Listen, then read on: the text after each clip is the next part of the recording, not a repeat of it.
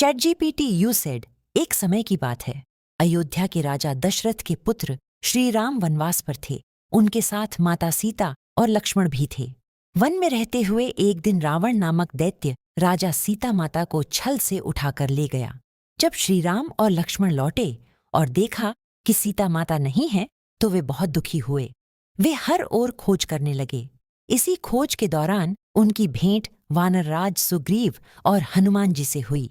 हनुमान जी पहली बार ही श्री राम को देखकर पहचान गए कि यह साधारण मनुष्य नहीं, बल्कि स्वयं भगवान विष्णु के अवतार हैं।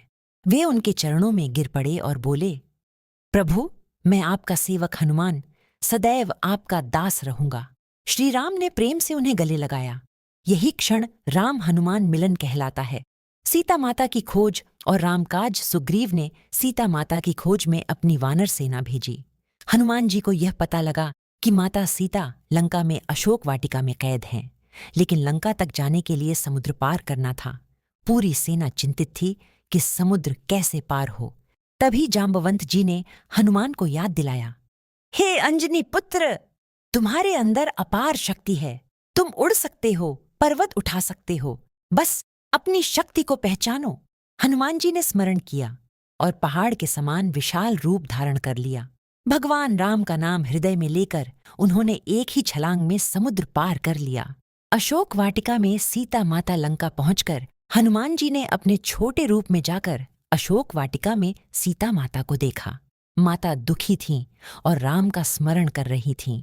हनुमान जी पेड़ के ऊपर बैठकर बोले, जय श्री राम। माता चकित हुईं। उन्होंने हनुमान से पूछा, तुम कौन? हनुमान जी ने विनम्र होकर उत्तर दिया, मैं श्री राम का दास हनुमान।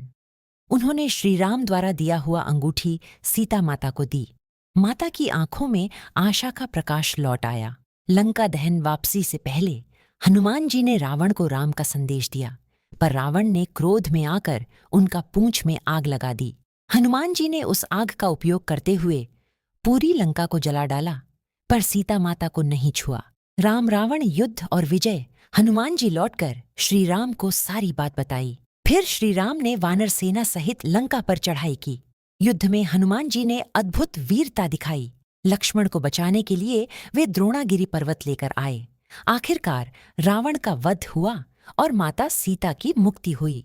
क्या सीख मिलती है इस कथा से? भगवान की भक्ति से असंभव भी संभव हो जाता है। आत्मविश्वास की शक्ति पहचानो। सच्ची सेवा बिना अहंकार के करनी चाहिए। संकट चाहे कितना भी बड़ा हो, राम नाम साथ हो तो रास्ता मिल ही जाता है।